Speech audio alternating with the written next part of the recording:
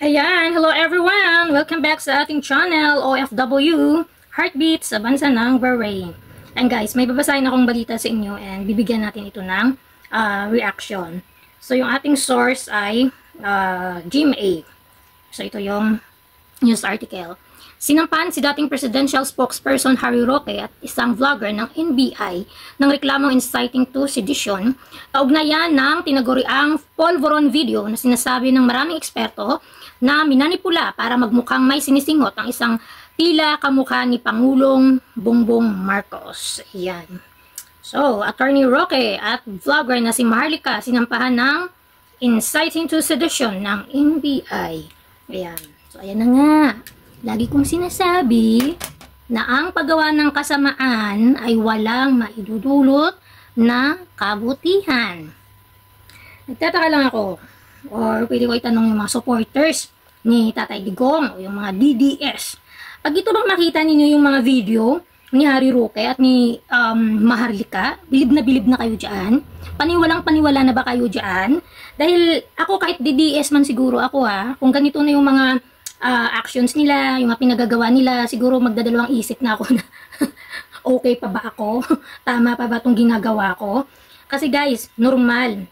At wala namang problema na may kandidato tayong sinusuportahan or kung sumusuport kayo kay Tatay Digong ninyo, walang problema yon. Pero hindi nyo ba nahahalata na yung mga vloggers, halimbawa mga DDS vloggers na yan, kung paano silang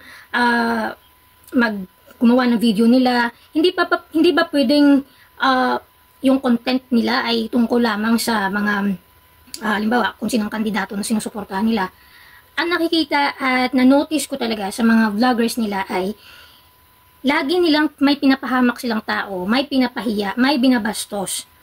Ganon ba talaga? Required ba ganon na ano ka dyan, mang bastos ng mga tao? Kagaya ni Maharlika at ni Harry Roque, di ba nagkita na yan sila sa the Netherlands. Ang daming video na kumakalat na sumasayaw sila doon. Niwi, bangag. Kung ikaw yung supporters, mag-ano ka niyan, mag-isip-isip. Okay pa ba ito? Nasa tamang landas pa ba kayo pag ganyan?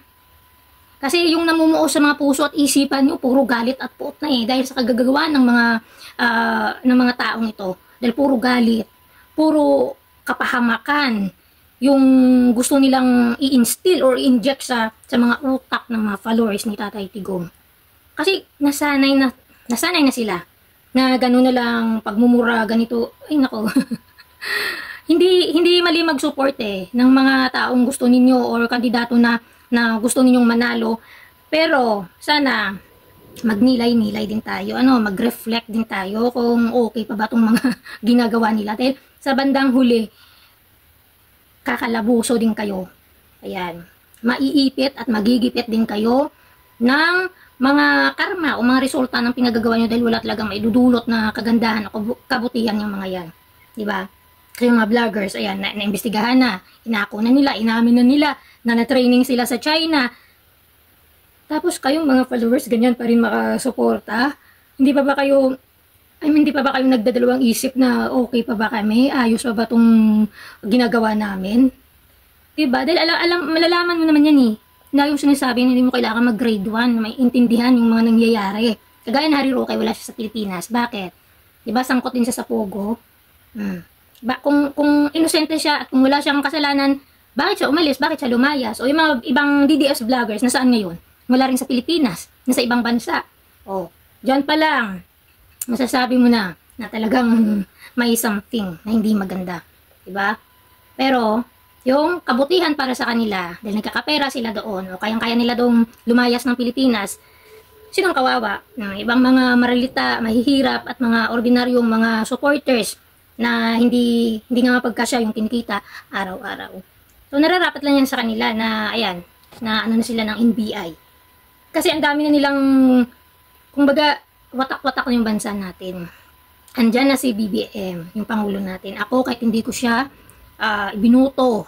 Pero dahil andyan na siya, suportahan natin kung ano yung mga ginagawa niya. At wag na tayong dumagdag pa. Dahil ang dami niya ng problema na pag-alis ni Tatay ninyo Digong, daming utang, kaya ayan, yung mga bilihin, nagsitaasan na, ayan. So, yan yung mga impact ng mga kautangan ng Tatay Digong ninyo, sobrang napakalaki. O, kung may reklamo man kayo, o gaya ni Harry Roque or ni Marlica laban sa ating Pangulo, pwede sila magsampa ng kaso. Pwedeng pwede. O, kaysa andyan kayong nagngangawa, yung mga taong bayan, yung mga supporters, ayan, galit na galit.